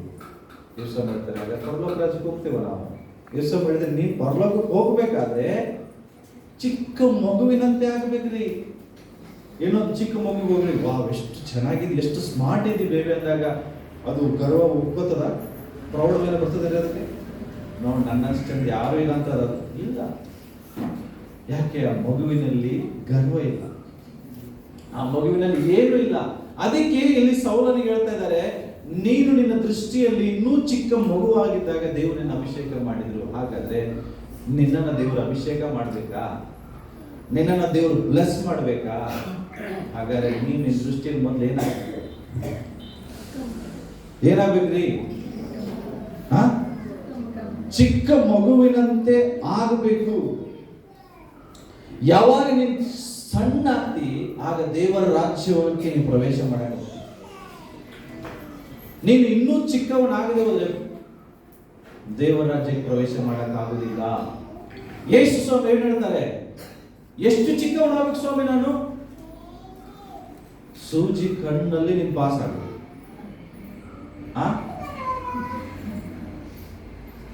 ನಿಮ್ ಕೈಯಾಗಿರೋ ದಾರನೇ ಪಾಸ್ ಮಾಡಕ್ಕಾಗಲ್ಲ. ಸೂಜಿ ಕಣ್ಣ, ಆ ಸೂಜಿ ಒಳಗಡೆ ದಾರ ಹಾಕಬೇಕು 100 ಸರಿ ಹಾಕ್ತೀರಿ. ಇನ್ ನೀವೇ ಹೋಗ್ಬೇಕಂತಂದ್ರೆ ನೀವು ಹೋದ್ರೆ ಪರಲೋಕ ಹೋಗ್ತೀರಿ. ಇಷ್ಟು ಸಣ್ಣವ್ರಾಗ್ಬೇಕಾ? ಅಮೀಬಾ ತರ ಆಗ್ಬೇಕು ನೀವು. ಅಮೀಬಾ ನೋಡಿರಿ, ಭಯಂಕರ ಸಾಫ್ಟ್ವೇರ್, ಸಣ್ಣದಿರ್ತದೆ ಅಮೀಬಾ. ಅದನ್ನ ಇದ್ರಾಗ ನೋಡ್ಬೇಕು ನೀವು, ದುರ್ಬಿನಲ್ಲಿ. ಅದಕ್ಕೆ ಸೂಜಿ ಕಣ್ಣಂದ್ರೆ ಒಂದು ದೊಡ್ಡ ಡೋರ್ ಕಣ್ಣಂಗೆ ಆಗ್ತದೆ, ಈಸಿಯಾಗಿ ಹೋಗ್ತದೆ. ಹಂಗೆ ನೀನ್ ಆಗ್ಬೇಕಂತ ಬೈಬಲ್ ಹೇಳ್ತದೆ. ಹಾಗಾದ್ರೆ ಸೂಜಿ ಕಣ್ಣ ಒಳಗಡೆ ಹೋಗುವಷ್ಟು ಬೈಬಲ್ ಹೇಳ್ತದೆ, ನೀನು ಸಣ್ಣ ಆದ್ರೆ ನೀನ್ ಪರಲೋಕ ರಾಜ್ಯ ಸಿಗ್ತದೆ. ನೀನ್ ದೊಡ್ಡವನಾದ್ರೆ ಇಲ್ಲಿ ರಾಜ್ಯ ಸಿಗ್ತದೆ. ನೀನ್ ಚಿಕ್ಕವನಾದ್ರೆ ಪರಲೋಕ ರಾಜ್ಯ ಸಿಗ್ತದೆ. ನೀನ್ ದೊಡ್ಡವನಾದ್ರೆ ಈ ರಾಜ್ಯ ಸಿಗ್ತದೆ. ಚರ್ಚಲ್ಲಿ ಸ್ಥಾನ ಸಿಗ್ತದೆ, ಚರ್ಚಲ್ಲಿ ಉಳ್ಬಿಟ್ಟು ಸಿಗ್ತದೆ, ಲೋಕದಲ್ಲಿ ಮರ್ಯಾದೆ ಸಿಗ್ತದೆ. ಕರೆಕ್ಟಾ? ಈ ಲೋಕದಲ್ಲಿ ನೀನು ದೊಡ್ಡ ಮನುಷ್ಯ ಆದ್ರೆ ಈ ಲೋಕದಲ್ಲಿ ಸಣ್ಣ ಮನುಷ್ಯ ಆದ್ರೆ ನಿನ್ಗೆ ಏನ್ ಸಿಗ್ತದೆ? ಯೇಸು ಹೇಳ್ತಾರೆ, ನಿನಗೆ ಪರಲೋಕ ರಾಜ್ಯ ಸಿಗ್ತದೆ. ಹಾಗಾದ್ರೆ ಇವತ್ತು ಜನ ಎದರಿಂದ ಹೋಗ್ತಾ ಇದ್ದಾರೆ? ಈ ಲೋಕದಲ್ಲಿ ದೊಡ್ಡ ವ್ಯಕ್ತಿ ಆಗಲಿಕ್ಕೆ, ಈ ಲೋಕದಲ್ಲಿ ಏನಾದ್ರೂ ದೊಡ್ಡ ವ್ಯಕ್ತಿ. ಒಂದೇ ಹೇಳ್ತಾರೆ, ನೀನು ಚಿಕ್ಕ ಮಗುವಿನಂತೆ ಇದ್ದಾಗ ದೇವರು ನಿನ್ನ ಏನ್ ಮಾಡಿದ್ರು, ನಿನ್ನನ್ನ ಅಭಿಷೇಕ ಮಾಡಿದ್ರು. ಆದ್ರೆ ಈಗ ನೀನು ಏನಾಗಿದ್ದಿ, ದೇವರಿಗೆ ಅಭಿಧೇಯನಾಗುವಷ್ಟು ದೊಡ್ಡ ವ್ಯಕ್ತಿಯಾಗಿದ್ದಿ. ಅರ್ಥ ಮಾಡ್ಕೊಡ್ರಿ, ದೇವರು ಬೈಬಲ್ ಅಲ್ಲಿ ನೀವು ಇಡೀ ಇತಿಹಾಸ ಓದಿ, ಯಾರನ್ನಾದ್ರೂ ದೇವರು ಉಪಯೋಗಿಸ್ಬೇಕು, ಯಾರ ಮೇಲಾದ್ರೂ ದೇವರು ದೊಡ್ಡ ಆಶೀರ್ವಾದ ತರಬೇಕಂದ್ರೆ ದೇವರನ್ನು ಮುರಿತಾರೆ ಫಸ್ಟ್. ಈ ಮುರಿಯದೆ ದೇವರು ಯಾರನ್ನು ಉಪಯೋಗಿಸಲಿಲ್ಲ. ಯಾಕೋಬ ಮೋಸಗಾರ, ದೇವರು ಅವನನ್ನು ಮಾಡಿದ್ರೇನ್ರಿ, ಒಂದು ರಾತ್ರಿಯಲ್ಲಿ ಅವನ್ನ ಏನ್ ಮಾಡಿದ್ರು, ಮುರಿದ್ರು. ಲಂಗಡ ಮಾಡಿದ್ರು ಅವನ್ನ, ಅಂದ್ರೆ ಏನು, ಕುಂಟನಾಗಿ ಮಾಡಿದ್ರು. ಇನ್ನು ಮುಂದೆ ಕೋಲಿಂದ ನಿಂಗೆ ನಡಿಲಿಕ್ಕೆ ಆಗ್ಬಾರ್ದು ಅಷ್ಟು ಅವನನ್ನ ಮುರಿದ್ರು. ಮುರಿದ ಮೇಲೆ ಹೇಳಿದ್ರು, ಇವತ್ತಿನಿಂದ ನೀನು ಯಾಕೋಬಲ್ಲ, ಇವತ್ತಿನಿಂದ ನೀನು ಇಸ್ರಾಯೇಲ್. ಇವತ್ತು ನಿನ್ನ ಜೀವಿತದಲ್ಲಿ ದೇವರು ಇವತ್ತಿನಿಂದ ನಿನ್ನ ಆಶೀರ್ವಾದ ನಿಧಿ ಆಗ್ಬೇಕಾದ್ರೆ ನೀನು ಮುರಿದು, ಎಲ್ಲಿ ತನಕ ಮುರಿದು ಅಲ್ಲಿ ಮಟ್ಟ ಯಾಕೋಬಾಗಿ ಉಳಿತೀರಿ. ಮುರಿದ ಮೇಲೆ ಎಷ್ಟು ಹೇಳ್ತಾರೆ, ಇನ್ನು ಮುಂದೆ ನೀನು ಯಾಕೋಬಲ್ಲ, ಈಗ ನೀನು ಮುರಿಯಲ್ಪಟ್ಟಿದ್ದಿ, ಇನ್ನು ಮುಂದೆ ನೀನು ಯಾರಾಗ್ತೀಯಾ, ಇಸ್ರಾಯೇಲ್. ಯಾರನ್ನೇ ದೇವರು ಉಪಯೋಗಿಸಲಿ, ಅವ್ರನ್ನ ಮೊದಲು ದೇವರು ಮುರಿತಾರೆ. ದೇವರು ಅವ್ರನ್ನ ಸಣ್ಣದಾಗಿ ಮಾಡ್ತಾರೆ, ಪೂರ ಡೌನ್. ಅವ್ರು ಎಲ್ಲಿ ಮಟ್ಟ ಅಂದ್ರೆ, ಸ್ವಾಮಿ ನನ್ನದಿಂದ ಏನು ಸಾಧ್ಯ ಇಲ್ಲ ಅಷ್ಟು ಬಲಹೀನರಾಗ್ತಾರೆ. ಆವಾಗ ದೇವರು ಅವರನ್ನು ಉಪಯೋಗಿಸಿದ. ಪೇತ್ರ ಇಡೀ 12 ಶಿಷ್ಯರಲ್ಲಿ ಗರ್ವಿಷ್ಠ, ಗೊತ್ತಾ ನಿಮ್ಗೆ? ಯಾವಾಗಲೂ ತಾನೇ ಮುಂದೆ ನಿಂತಿದ್ದ, ಫಸ್ಟ್ ಅವನೇ ನಿಂತಿರೋದು. ಬಟ್ ದೇವರಿಗೆ ಪೇತ್ರ ಮೇಲೆ ದೊಡ್ಡ ದರ್ಶನ ಇತ್ತು. ಬಟ್ ಏನೇ ಮಾಡಿದ್ರು ಫಸ್ಟ್ ಪೇತ್ರನೇ ಕಾಣಿಸ್ಕೊತಿದ್ದ. ಯಾಕೆಂದ್ರೆ ಅವನಿಗೆ ಒಂದೇ ಆಸಕ್ತಿ ಇತ್ತು, ಅಂದ್ರೆ ನಾನೇ ಈ ಎಲ್ಲ 12 ಶಿಷ್ಯರಲ್ಲಿ ನಾನೇ ಟಾಪ್ ಅಲ್ಲಿ ಇರ್ಬೇಕು ಅನ್ನೋಂತ ಮೈಂಡ್ ಇದೆ. ಅದಕ್ಕೆ ಪದೇ ಪದೇ ಯೋಹಾನಿಗೆ ಟಚ್ ಯೇಸುಸ್ವಾಮಿ ಜಾಸ್ತಿ ಪ್ರೀತಿ ಮಾಡ್ತಾರೆ ಅಂತ ಹೇಳಿ ಯೋಹಾನ್ ಮೇಲೆ ಕಣ್ಣಿರ್ತಿದ್ದ, ಪದೇ ಪದೇ ಯೋಹಾನ್ ಮೇಲೆ ಕಣ್ಣು. ಆದ್ರೆ ಯೇಸು ಸ್ವಾಮಿಗೆ ಪೇತ್ರನನ್ನು ಉಪಯೋಗಿಸ್ಬೇಕಂತ ಬಹಳ ಆಸೆ ಇದೆ. ಅದಕ್ಕಾಗಿ ಪೇತ್ರನಿಗೆ ದೇವರು ಮುರಿಲಿಕ್ಕೆ ಟ್ರೈ ಮಾಡ್ತಾರೆ. ಆದ್ರೆ ಅವ್ನು ಮುರಿಯುವುದಿಲ್ಲ, ಒಂದೇ ಸರಿ ಮುರಿಯುವುದಿಲ್ಲ. ದೇವರು ಕಡೆ ಹಸ್ತ ಏನ್ ಗೊತ್ತಾ ನಿಮ್ಮನ್ನು ಮುರಿಯುವುದು. ಕೆಲವು ಸರಿ ನೋಡ್ರಿ, ಯಾಕೆ ನಿಮಗೆ ಅಪೋಸಿಟ್ ಹೆಂಡತಿ ಸಿಗ್ತಾರೆ, ಯಾಕೆ ನಿಮ್ಗೆ ಕೆಲವು ಸರಿ ಅಪೋಸಿಟ್ ಗಂಡ ಸಿಗ್ತಾರೆ ಗೊತ್ತಾ? ಕೆಲವು ಸರಿ ಅಪೋಸಿಟ್ ಆಗ್ತದೆ, ಕೆಲವು ಸರಿ ಅಪೋಸಿಟ್ ತಂದೆ ತಾಯಿಗಳು, ಕೆಲವು ಸರಿ ಮಕ್ಕಳು ಅಪೋಸಿಟ್ ಇರ್ತಾರೆ. ತಂದೆ ತಾಯಿಗಳು ಸಾಫ್ಟ್ ಇರ್ತಾರೆ, ಮಕ್ಕಳು ಅಪೋಸಿಟ್ ಇರ್ತಾರೆ. ಯಾಕೆ ಗೊತ್ತಾ? ನಿಮ್ಮನ್ನ ಮುರಿಬೇಕಂತ ಹೇಳಿ ನಿಮ್ಗಂತ ಗಂಡ ಕೊಟ್ಟಿರ್ತಾರೆ, ಕೆಲವು ಸರಿ ಅಂತ ಹೆಂಡತಿ ಕೊಟ್ಟಿರ್ತಾರೆ. ನೀವು ಮುರಿಯಲ್ಪಡಬೇಕು. ಕೆಲವು ಸರಿ ಹಂಗಾದ್ರೂ ಮುರಿದಿಲ್ಲ ನೀವು. ಕೆಲವು ಸಾರಿ ಎಂತ ಕಠಿಣ ಗಂಡ ಹೆಂಡತಿ ಸಿಕ್ಕರೂ ಮುರಿದಿಲ್ಲ. ಆಗ ದೇವರು ಏನ್ ಮಾಡ್ತಾರೆ, ನಿಮ್ಮನ್ನು ಬಿಡಿಸ್ತಾರೆ. ನೀವು ಬಿಡೋಗೆ ಮಾಡ್ತಾರೆ ದೇವರು. ಯಾಕೆ? ಬಿದ್ದಾಗ ನೀವು ಮುರಿಯಲ್ಪಡ್ತೀರಿ ಅಂತ ಗೊತ್ತಿದೆ. ಪೇತ್ರನಿಗೆ ದೇವರು ಏನ್ ಮಾಡಿದ್ರು ಗೊತ್ತಾ? ಸೈತಾನ್ ಕೈ ಒಪ್ಪಿಸಿದ್ರು ಗೊತ್ತಾ ನಿಮಗೆ? ಸೈತಾನನೇ ನಿನ್ನ ಪೇತ್ರನಿನ ಸೈತಾನ್ ಕೈಗೆ ಒಪ್ಪಿಸಿದೆ ನಾನು.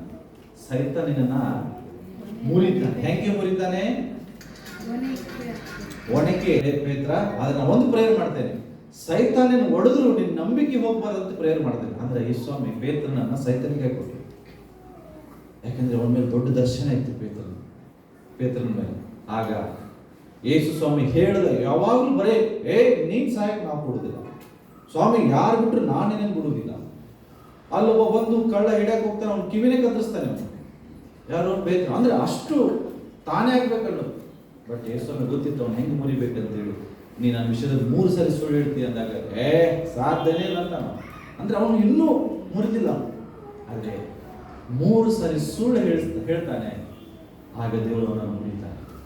ಯಾವಾಗ 3 ಸಾರಿ ಸುಳ್ಳು ಹೇಳಿ ಕೋಳಿ ಕೂಗ್ತದೋ ಅವಾಗ ಗೊತ್ತಾಯ್ತು, ನನ್ನಲ್ಲಿ ಎಷ್ಟೊಂದು ಗರ್ವ ಇದೆ, ನನ್ನಲ್ಲಿ ಎಷ್ಟೊಂದು ಅಹಂಕಾರ ಇದೆ. ಅಯ್ಯೋ ಸ್ವಾಮಿ ಎಂತ ದ್ರೋಹ ಮಾಡಿದೆ ಅಂತ ಹೇಳಿ ತಗ್ಗಿಸಿಕೊಳ್ತಾನೆ. ಜಸ್ಟ್ ಆಫ್ಟರ್ 40 days, ಅದಾಗಿ 40 ದಿವಸ ಒಂದೇ ಪ್ರಸಂಗ 3,000 ಜನ ರಕ್ಷಣೆ ಹೊಂದ್ತಾರೆ. ಯಾರ ಮೂಲಕ? ಪೇತ್ರನ ಮೂಲಕ. ಆ ಕೆಲಸ ಆಗ್ಬೇಕಾದ್ರೆ ಅವನನ್ನು ಮುರಿಬೇಕಾಗಿತ್ತು. ಅವನು ಎಷ್ಟು ಮುರಿಯಲ್ಪಟ್ಟಿದ್ದ ಗೊತ್ತಾ ನಿಮಗೆ? ಅದು ಉದಾಹರಣೆ ಇದೆ ಒಂದು ಬೈಬಲ್. ಪೇತ್ರನು ಯಾರಿಗೂ ಸುಮ್ಮನೆ ಇರೋವಲ್ಲ, ಯಾರಾದ್ರೂ ಒಂದ್ ಹೊಡೆದ್ರೆ 4 ಹೊಡಿತಾನೋ ಅಂತ ವ್ಯಕ್ತಿ ಯಾರು? ಪೇತ್ರ. ಆದ್ರೆ ಈ ಪೇತ್ರ ಒಂದ್ ದಿವಸ ಏನ್ ಮಾಡ್ದಂದ್ರೆ, ಸುಮಾರು ಇದೆಲ್ಲ ಆಗಿ ಎಷ್ಟೋ ವರ್ಷಗಳಾದ ಮೇಲೆ ಇವನು ಯಹೂದ್ಯರಲ್ಲಿ ಸೇವೆ ಮಾಡೋನು ಜಾಸ್ತಿ, ಅಣ್ಣರ ಜೊತೆಗೆ ಮಿಂಗಲ್ ಆಗಲ್ಲ, ಆಗ್ತಾನೆ. ಒಂದ್ಸರಿ ಏನ್ ಮಾಡ್ದ, ಅಣ್ಣರ ಜೊತೆ ಊಟ ಕೂತಿದ್ದ. ಹೀಗೆ ಊಟ ಕೂತಾಗ ಯಹೂದ್ಯರು ಬಂದ್ಬಿಟ್ರು. ಇವನ್ ಮೂಲಕ ರಕ್ಷಣೆ ಹೊಂದ ಯಹೂದ್ಯ ಜನರು. ಉದಾಹರಣೆಗೆ ಏನಪ್ಪ ಉದಾಹರಣೆ ಹೇಳ್ತೇನೆ ನೋಡಿ. ಈಗ ನಮ್ಮ ಚರ್ಚಿಗೆ ನಾವೆಲ್ಲ ಕಾಮನ್ ಆಗಿ ನಿಮ್ ಜೊತೆ ನಾನು ಊಟ ಮಾಡ್ತಾ ಇದ್ದೆ ಅಂತ ತಿಳ್ಕೊಳ್ಳಿ. ಆಗ ಕೆಲವು ನನ್ನ ಸ್ನೇಹಿತರು ಎಲ್ಲರೂ ದೊಡ್ಡ ದೊಡ್ಡ ಕಾರಲ್ಲಿ ಬಂದ್ಬಿಟ್ರು. ಏನ್ ಮಾಡಿದ್ರು, ದೊಡ್ಡ ದೊಡ್ಡ ಕಾರಲ್ಲಿ ಬಂದಾಗ ನಾ ಏನ್ ಮಾಡಿದೆ, ನಿಮ್ ಜೊತೆ ಊಟ ಮಾಡೋದು ಬಿಟ್ಟು ಅವ್ರ ಜೊತೆ ಊಟ ಮಾಡೋದು. ಅರ್ಥ ಹೇಳಿದ್ರು, ದೊಡ್ಡ ದೊಡ್ಡ ಜನ ಬಂದ್ರು, ಎಲ್ಲ BMW ಕಾರು ಅವರೆಲ್ಲ ತಗೊಂಬಂದವರು. ನಿಮ್ ಜೊತೆ ನಾನು ಊಟ ಮಾಡೋದು ಕೂತಿದ್ದವ್ರು ಎಲ್ಲಿ ನೋಡ್ತಾರಂತ ಹೇಳಿ ಎಸ್ಕೇಪ್ ಆಗ್ಬಿಟ್ಟೆ, ಹೋಗಿ ಅವ್ರ ಜೊತೆ ಊಟ ಕೂತಿ. ಇದನ್ನ ಯಾರು ಮಾಡಿದ್ರು, ಪೇತ್ರ ಮಾಡ್ತಾರೆ. ಅಣ್ಣನ ಜೊತೆ ಊಟ ಕೂತಿದ್ದಾನೆ, ಸಾಮಾನ್ಯ ಜನರು ಯಹೂದ್ಯರು ಬಂದ ತಕ್ಷಣ ಓಡೋಗ್ಬಿಟ್ಟ. ಇದನ್ನು ಪೌಲ ನೋಡ್ದ. ಯಾರು ನೋಡ್ದ? ಪೌಲ ಯಾರು ಗೊತ್ತಾ, ಇವ್ರಿಗಿಂತ 10 ವರ್ಷ ಜೂನಿಯರ್, ಸಣ್ಣ ಇನ್ನು. ಬೈಬಲ್ ಹೇಳ್ತದೆ, ಆ ಯಹೂದ್ಯರ ಮುಂದೆ, ಅನ್ಯ ಜನರ ಮುಂದೆ ಡೈರೆಕ್ಟ್ ಆಗಿ ಅವನನ್ನು ಮುಗಿತಾನೆ. ಅಂದ್ರೆ ಬೈತಾನೆ. ಯಾರಿಗೆ? ಪೌಲ ಪೇತ್ರಿಗೆ ಬೈತಾನೆ. ನೀನು ಒಬ್ಬ ವ್ಯಕ್ತಿನ ಈ ಜನರ ಜೊತೆ ಊಟ ಮಾಡೋದು ಬಿಟ್ಟುಕೊಂಡು ಅವ್ರ ಜೊತೆ ಹೋಗಿ ಕೂತ್ಕೊಳ್ಳಿ. ಇವ್ರ ಜೊತೆ ಊಟ ಮಾಡಿದ್ರೆ ಅವ್ರು ಬೈತಾರ, ಅಥವಾ ಅವ್ರು ನಿನ್ನ ನೋಯ್ ಮಾಡ್ತಾರ ಅಂತ ಡೈರೆಕ್ಟ್ ಆಗಿ ಬೈತಾನೆ ಮುಖದ ಮೇಲೆ. ನನಗೆ ಹೇಳಿ, ನಾನೀಗ ನಿಮ್ಮನ್ನ ಹಂಗೆ ಎಲ್ಲರ ಮುಂದೆ ಬೈದು ಏನ್ ಮಾಡ್ತೀನಿ? ಈಗ ನಾನು ನಿಮ್ಮನ್ನ ತಪ್ಪು ಮಾಡಿರ್ತೀವಿ, ನಾನು ನಿಮ್ಮನ್ನು ಹಿಂಗೆ ಎಲ್ಲಾ ಚರ್ಚ್ ಮೆಂಬರ್ ಮುಂದೆ ನಿಲ್ಲಿಸಿ ಬೈದ್ರೆ ಏನ್ ಮಾಡ್ತೀನಿ? ನೀವು ಬೇಡ, ನಿಮ್ಮ ಚರ್ಚ್ ಬೇಡ ಅಂತ ಬಿಟ್ಟು. Very good. ಕರೆಕ್ಟ್ ಅಲ್ಲ? ಕರೆಕ್ಟ್. ಯಾಕೆ ಹೇಳಿದ್ ಮಾಡ್ತೀವಿ ನಾವು ಮುರಿಯಲ್ಪಟ್ಟಿಲ್ಲ. ಕರೆಕ್ಟಾ? ಯಾಕೆ ನಮ್ಗೆ ಇದು ಬರ್ತದೆ ಅಂತ ಹೇಳಿದ್ರೆ, ಸತ್ಯಗೆ ಅವರು ಡೈರೆಕ್ಟ್ ಆಗಿ ಹೇಳಿದ್ರು, ಇನ್ ಜನ ಹೇಳಿಲ್ಲ, ಬಟ್ ನೀವು ಹಂಗೆ ಇದ್ದೀರಿ. ಅವ್ರು ಹೇಳ್ತಾರೆ, ನೀವು ಮಾಡಿ ತೋರಿಸ್ತೀರಿ ಅಷ್ಟೇ. ಬಟ್ ಹೇಳೋರೆಲ್ಲ ಮಾಡೋದಿಲ್ಲ.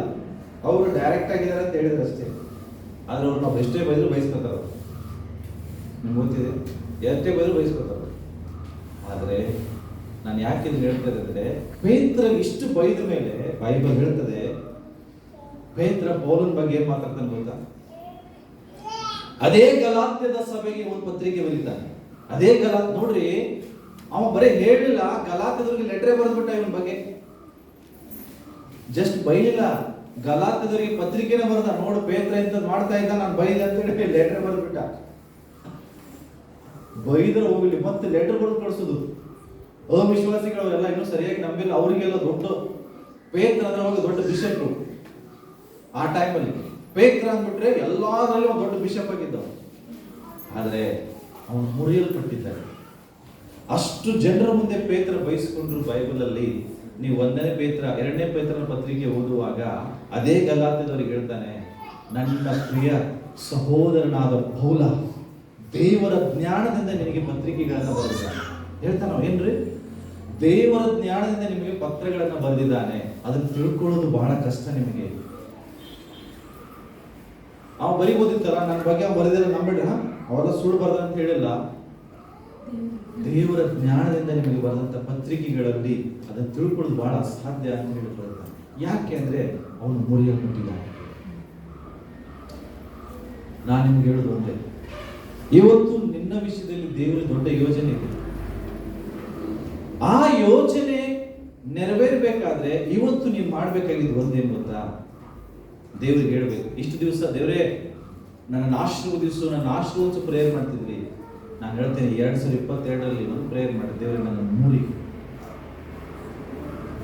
ನನ್ನ ಆಶೀರ್ವಾದ ಆಮೇಲೆ ಮಾಡಿ. ನನ್ನ ಆಶೀರ್ವಾದ ಡಬಲ್ ಯಾವಾಗ ಆಗ್ತದೆ ಗೊತ್ತಾ? ನೀನು ಮುರಿಯಲ್ಪಟ್ಟಾಗ ಆಶೀರ್ವಾದ ಡಬಲ್ ಆಗುತ್ತೆ. ಇವತ್ತಿಂದ ಪ್ರೇಯರ್ ಬರೀ ಆಶೀರ್ವದಿಸಂತ ಮಾಡಬೇಡ್ರಿ. ದೇವರೇ ನನ್ನ ಮುರಿ, ನನ್ನ ಶರೀರವನ್ನು ಜಜ್ಜು, ನಾನು ಸಾಯ್ಬೇಕು ಸ್ವಾಮಿ, ನನ್ನನ್ನು ಮುರಿ, ಆಗ ನಾನು ಅನೇಕರಿಗೆ ಫಲ ಕೊಡುವ ಹಾಗೆ ಆಗ್ತೇನೆ. ಈ ಪ್ರಾರ್ಥನೆ ಇವತ್ತಿಂದ ಮಾಡ್ರಿ.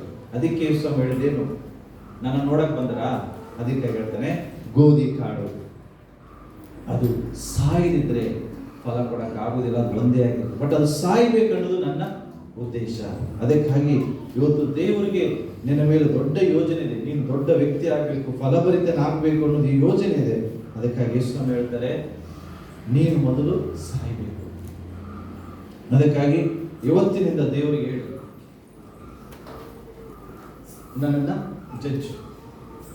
ಪೇತ್ರನ ಹಾಗೆ ನನ್ನನ್ನು ಜಜ್ಜಿ ಬಹಳ ಹಂಬಲ್ ವ್ಯಕ್ತಿಯಾಗಿ ಮಾಡು, ತಗ್ಗಿಸಿಕೊಳ್ಳೋ ದೀನ ಮನಸ್ಸನ್ನು ಕೊಡು. ನಾನು ಒಂದು ಹೇಳ್ತೇನೆ, ಯಾವಾಗ ನಾವು ನಮ್ಮ ದೃಷ್ಟಿಯಲ್ಲಿ ಚಿಕ್ಕ ಮಗು ನಾವು ಆಗದೆ ಹೋದರೆ ದೇವರು ನಮ್ಮನ್ನು ಉಪಯೋಗಿಸೋಕ್ಕಾಗುತ್ತೆ. ಸೊ ದಯಮಾಡಿ ಇವತ್ತು ದೇವರು ನಿಮ್ಗೆ ಹೇಳ್ತಾ ಇದ್ದಾನೆ, ಚಿಕ್ಕ ಮಗುವಿನಂತೆ ಆಗಲಿ. ಎವ್ರಿ ಡೇ ಬೈಬಲ್ ಓದ್ತೀರಲ್ಲ, ಹೊಸ ವರ್ಷದಲ್ಲಿ ಒಂದು ತೀರ್ಮಾನ ತಗೊಳ್ಳಿ. ಎವ್ರಿ ಡೇ ಒಂದು ತೀರ್ಮಾನ. ಇಷ್ಟು ಹಳೆ ವರ್ಷದಲ್ಲಿ ಏನೇನು ಪಾಪ ಮಾಡಿದ್ದೀರಲ್ಲ, ಒಂದು ತೀರ್ಮಾನ ಮಾಡ್ರಿ, ಇವತ್ತಿಂದ ನಾನು ಇದು ಪಾಪ ಮಾಡೋದಿಲ್ಲ. ನಾನು ನಿಮ್ಗೆಲ್ಲರಿಗೂ ಒಂದೊಂದು ಕಾರ್ಡ್ ಕೊಡ್ತೇನೆ. ಎವ್ರಿ ಡೇ ಬೈಬಲ್ ಓದುವಾಗ ಬೈಬಲಲ್ಲಿ ಆ ಕಾರ್ಡ್ ಇಟ್ಕೊಂಡು, ಆ ಕಾರ್ಡನ್ನು ನೀವೇನು ಮಾಡಬೇಕಂದ್ರೆ ಬೈಬಲ್ ಓದಿದ ಮೇಲೆ ಆ ಕಾರ್ಡನ್ನು ಓದಬೇಕು. ಕಾರ್ಡ್ ಅಂತ ಹೇಳಿದ್ರೆ ಅದ್ರ ಒಳಗಡೆ ಅರಿಕೆ ಮಾಡುವಂಥದ್ದು, ಅಂದರೆ ನಾನು ಏನು ಮಾಡ್ತೇನೆ ಈ ವರ್ಷದಲ್ಲಿ ಅನ್ನುವಂಥದ್ದು ಬರೆದಿದೆ. ನಾನು ಅದನ್ನು ನೀನು ಹೇಳಬೇಕು ಎವ್ರಿ ಡೇ. ಓಕೆ, ಉದಾಹರಣೆಗೆ ಒಬ್ಬರು ಯಾರಾದರೂ ಬರಬೇಕು, ಪುರುಷರು ಒಬ್ಬರು ಮುಂದೆ ಮೇಲೆ ಬರಬೇಕು, ಮೇಲೆ ಓದ್ತಿರಲ್ಲ ನಿಮಗೆ, ಓದ್ಬೇಕು, ಓದೋರು ಯಾರು ಓದೋರು, ಯಾರೊಬ್ಬರು ಓದಬೇಕು.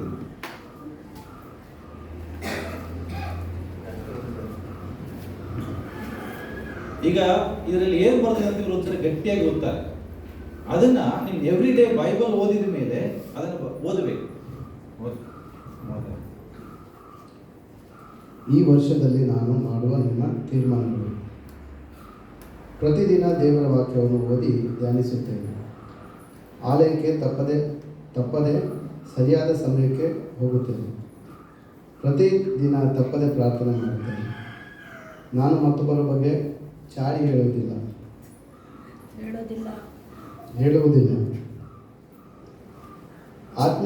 ಆತ್ಮಿಕ ಒಳ್ಳೆಯ ಮನಸ್ಸಾಕ್ಷಿಯನ್ನು ಕಾಪಾಡಿಕೊಳ್ಳುತ್ತೇನೆ. ಆತ್ಮಿಕವಾಗಿ ಹಿಂಜಾರಿ ಹೋದವರನ್ನು ಎಚ್ಚರಿಸುತ್ತೇನೆ. ಪ್ರತಿ ವಿಷಯದಲ್ಲೂ ದೇವರಿಗೆ ಕೃತಜ್ಞತಾ ಸ್ತುತಿಯನ್ನು ಸಲ್ಲಿಸುತ್ತೇನೆ. ಭಾರವುಳ್ಳ ಮನಸ್ಸಿನಿಂದ ಅನೇಕರಿಗಾಗಿ ಪ್ರಾರ್ಥಿಸುತ್ತೇನೆ. ಲೋಕದ ಮೂಢಾಚಾರ ಸಂಪ್ರದಾಯಗಳನ್ನು ಬಿಡುತ್ತೇನೆ. ಸಭೆಯ ಉಜ್ಜೀವನ ಕಾರ್ಯಕ್ರಮಗಳಲ್ಲಿ ತಪ್ಪದೆ ಪಾಲ್ಗೊಳ್ಳುತ್ತೇನೆ. ಸಭಾ ಸೇವಕರ ಮತ್ತು ಸಭಾ ನಾಯಕರ ಮಾತಿಗೆ ವಿಧೇಯನಾಗುತ್ತೇನೆ. ಆದಾಯ ಮತ್ತು ಪ್ರಥಮ ಫಲದಿಂದಲೂ ದೇವರನ್ನು ಸನ್ಮಾನಿಸುತ್ತೇನೆ. ಕ್ರಿಸ್ತನಲ್ಲಿಟ್ಟ ನಂಬಿಕೆ ಸಾಕ್ಷಿಯನ್ನು ಕಡೆಯವರೆಗೂ ಕಾಪಾಡಿಕೊಳ್ಳುತ್ತೇನೆ. ತಲಾಂತು ವರಗಳನ್ನು ದೇವರ ನಾಮ ಮಹಿಮೆಗಾಗಿ ಉಪಯೋಗಿಸುತ್ತೇನೆ. ಸಭೆಯ ಅಭಿವೃದ್ಧಿ ಕಾರ್ಯಕ್ರಮದಲ್ಲಿ ಸಂಪೂರ್ಣವಾಗಿ ತೊಡಗಿಸಿಕೊಳ್ಳುತ್ತೇನೆ. ನನ್ನೆಲ್ಲ ಪಾಪ ತಪ್ಪಾದ ಜೀವಿತವನ್ನು ಸಂಪೂರ್ಣವಾಗಿ ತ್ಯಜಿಸುತ್ತೇನೆ. ಈ ವರ್ಷ ಸತ್ಯವೇದವನ್ನು ಸಂಪೂರ್ಣವಾಗಿ ಓದಿ ಮುಗಿಸುತ್ತೇನೆ. ದೇವರಿಗೆ ಭಯಭಕ್ತಿಗಳನ್ನಾಗಿ ಆತನ ಮಾರ್ಗದಲ್ಲಿ ನಡೆಯುತ್ತೇನೆ. ದೇವರ ಚಿತ್ತ ಅನುಸಾರವಾಗಿ ನಡೆದುಕೊಳ್ಳುತ್ತೇನೆ. ದೇವರ ಸುವಾರ್ತೆ ಮತ್ತು ನನ್ನ ಸಾಕ್ಷಿಯನ್ನು ಸಾರುತ್ತೇನೆ. ಇದು ಎವ್ರಿ ಡೇ ನೀವು ಬೈಬಲ್ ಓದಿದ ಮೇಲೆ ಇದನ್ನು ಓದಬೇಕು. ಯಾಕೆ ಓದಬೇಕಂದ್ರೆ ನೀನು ಏನು ಮಾಡ್ತೀಯ ಅಂತ ನೀನು ನೆನಪು ಮಾಡಿಕೊಳ್ತದೆ. ಈ ವರ್ಷದಲ್ಲಿ ಏನು ಮಾಡಬೇಕಾಗಿದೆ ಅಂತ ಎವ್ರಿ ಡೇ ನೀವು ನೆನಪು ಮಾಡಿಕೊಳ್ತದೆ. ಇದನ್ನ ಇವತ್ತು ಪಾಸ್ಟರ್ ಕೊಟ್ಟರು ಅಂತೇಳಿ ಎಲ್ಲರೂ ಗೊತ್ತಾಗ್ಬೇಡ, ನಾನು ಗೊತ್ತಾಗ್ಬಂದು ತೊಗೊಂಡು ಹೋಗಬೇಡಿ. ಪಾಸ್ಟರ್ ನಾನು ನಿಜವಾಗಿಯೂ ಬದಲಾಗಲಿಕ್ಕೆ ಮನಸ್ಸಿದೆ ಅಂತ ಯಾರಾದರೂ ಬಯಸಿದ್ರೆ ಅವರು ಇದನ್ನು ತಗೊಂಡು, ನಾನು ಈ ವರ್ಷ ಖಂಡಿತವಾಗಿ ನಾನು ಬದಲಾಗ್ತೇನೆ, ನಾನು ಇದರಲ್ಲಿ ಬರೆದಿರುವುದನ್ನೆಲ್ಲ ನಾನು ಮಾಡ್ತೇನೆ ಅಂತ ಮನಸ್ಸಿದ್ರೆ ಇದನ್ನು ತಗೊಂಡೋಗಿ ಬೈಬಲ್ ಎವ್ರಿ ಡೇ ಓದಿದ ತಕ್ಷಣ ಅದೇ ಬೈಬಲಲ್ಲಿ ಇಡ್ರಿ. ಬೆಳಗ್ಗೆ ಅದು ಓದಿದ ಮೇಲೆ ಹೇಳ್ರಿ, ಪ್ರತಿದಿನ ದೇವರ ವಾಕ್ಯವನ್ನು ಓದಿದೆ ಅನ್ನಿಸ್ತೇನೆ, ಪ್ರತಿದಿನ ತಪ್ಪದೆ ಪ್ರಾರ್ಥನೆ ಮಾಡ್ತೇನೆ, ಆಲಯಕ್ಕೆ ತಪ್ಪದೆ ಸರಿಯಾದ ಈ ಸಮಯಕ್ಕೆ ಹೋಗುತ್ತೇನೆ, ಮತ್ತೊಬ್ಬರ ಬಗ್ಗೆ ಇವತ್ತು ನಾನು ಚಾಡಿ ಹೇಳೋದಿಲ್ಲ. ಈ ರೀತಿಯಾಗಿ ಎವ್ರಿ ಡೇ ಅದನ್ನು ಓದ್ರಿ, ಅರಿಕೆ ಮಾಡಿ. ಯಾಕೆ ಗೊತ್ತಾ, ಏನಾದರೂ ಒಂದು ಡಿಸಿಷನ್ ತಗೊಂಡು ಹೊಸ ವರ್ಷದಾಗಿರ್ರಿ, ಮತ್ತೆ ಹಳೆ ವರ್ಷ ಇದ್ದಂಗೆ ಹೊಸ ವರ್ಷ ಏನು ಉಪಯೋಗ ಆಗ್ತದೆ? ನಿಮ್ಮ ಜೀವಿತದಲ್ಲಿ ದೇವರು ಏನೋ ನಿರೀಕ್ಷೆ ಇಟ್ಕೊಂಡು ಹೊಸ ವರ್ಷಕ್ಕೆ ಕರ್ಕೊಂಡು ಬಂದಿದ್ದಾನೆ. ಆ ನಿರೀಕ್ಷೆಯನ್ನು ಫೇಲ್ ಮಾಡಬೇಡಿ. ದೇವರಿಗೆ ತೋರಿಸ್ರಿ 2022 ಆದ್ಮೇಲೆ ನಾನು ಏನು ಚೇಂಜ್ ಆಗಿದೆ ನಾನು ಜನರಿಗೆ ಆಮೇಲೆ ತೋರಿಸೋದು. ದೇವರಿಗೆ ತೋರಿಸ್ರಿ, ದೇವರೇ ಈ ವರ್ಷದಲ್ಲಿ ನಾನು ಇದನ್ನು ಬದಲಾವಣೆ ಮಾಡಿಕೊಂಡಿದ್ದೆ, ಇದು ನಾನು ಚೇಂಜ್ ಆಗಿದೆ ಅಂತ ದೇವರಿಗೆ ತೋರಿಸಿ. ಹಾಗೆ ನೀವು ಮಾಡೋದಾದ್ರೆ ಖಂಡಿತವಾಗಿ ಒಂದು ದೇವರು ನಿಮ್ಮ ವಿಷಯದಲ್ಲಿ ಒಂದು ದೊಡ್ಡ ಯೋಜನೆ ಇಟ್ಟಿದ್ದನ್ನು ನೆರವೇರಿಸಲಿಕ್ಕೆ ಸಹಾಯ. ಹಾಗಾದರೆ ಮುರಿಬೇಡಿ. ಓಕೆ, ಎದ್ದು ನಿಂತ್ಕೊಳ್ಳೋಣ. ಪ್ರಾರ್ಥನೆ ಆದಮೇಲೆ